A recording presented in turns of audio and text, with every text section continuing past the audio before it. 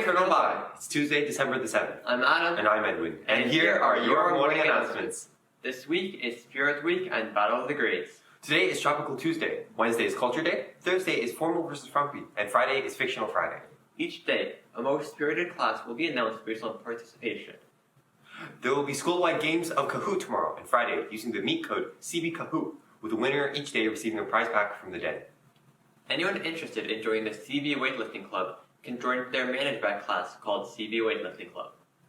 Speaking of clubs, Graphic Design and Photography Club will be doing a holiday e-card initiative where members can make e-cards.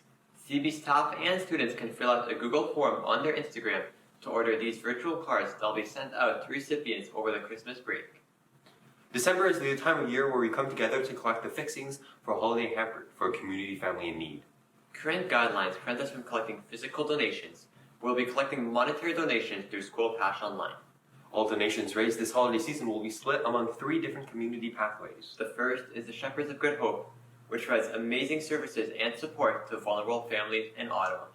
The second is the Gloucester Emergency Food Cupboard, which prepares holiday baskets for patrons accessing their food service. Lastly, holiday hampers will be provided for our own CB families in need this year.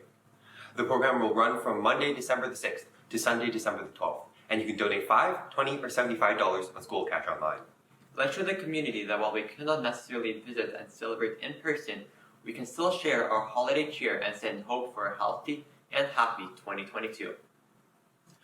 Our award-winning hardcover 2021-2022 yearbook is back and better than ever. It can be a Christmas gift, a birthday gift, or even an any reason gift for your friends, siblings, loved ones, anybody. Purchase your yearbook on School Cash Online by accessing the school's website. Don't miss out on Coronavirus' wonderful keepsake, as there are limited numbers being sold. Well, that's all from us today, CB. Now here's your sports stats.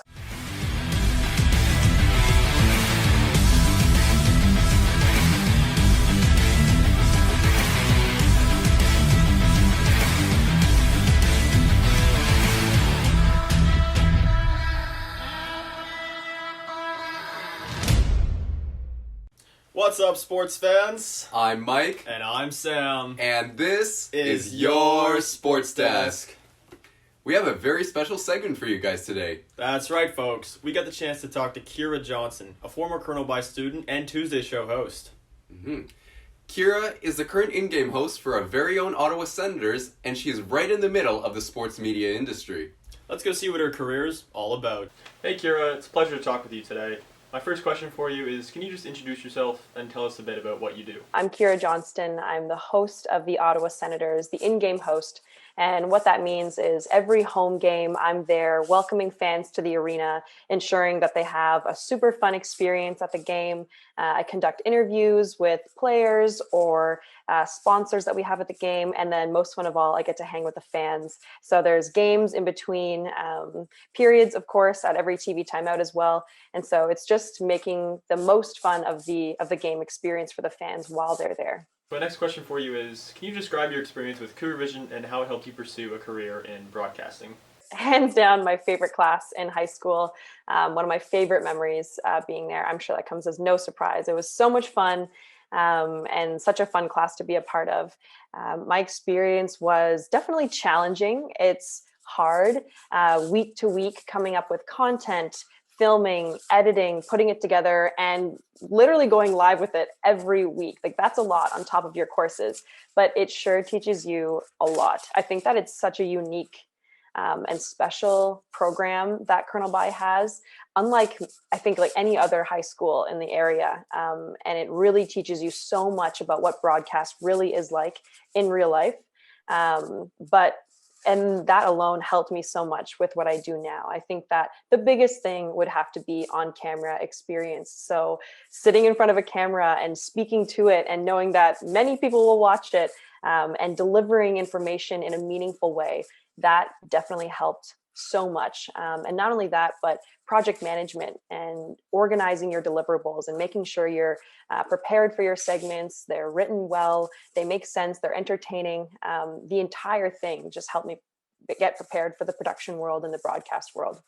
What What advice could you give to us senior broadcasting students who are looking to get a job in the industry? You guys are already on the right track. You are so young and doing this way before anybody else. So congrats to you guys for getting into it so early and finding a passion that you like and getting excited about it.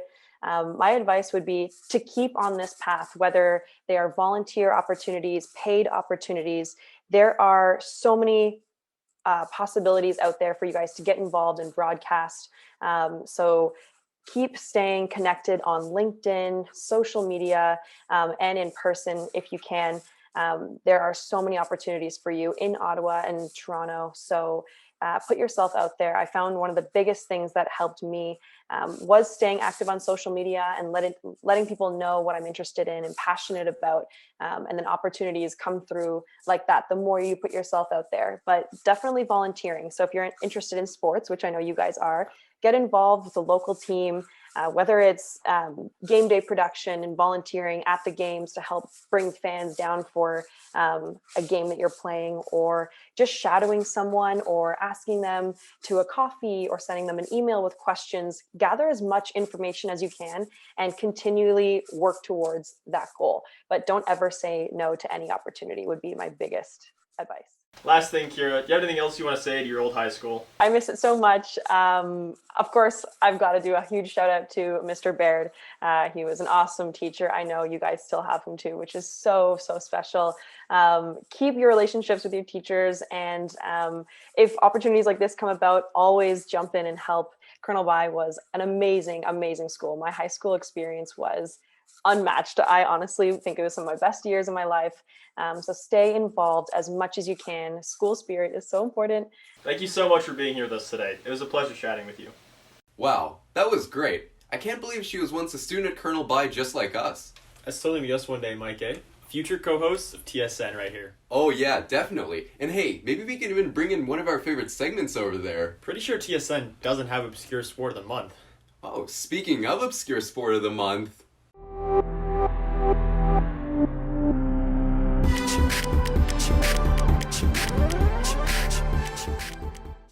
Three-sided football, or soccer, is a form of football but played with 3 teams rather than the normal 2 on a hexagonal field.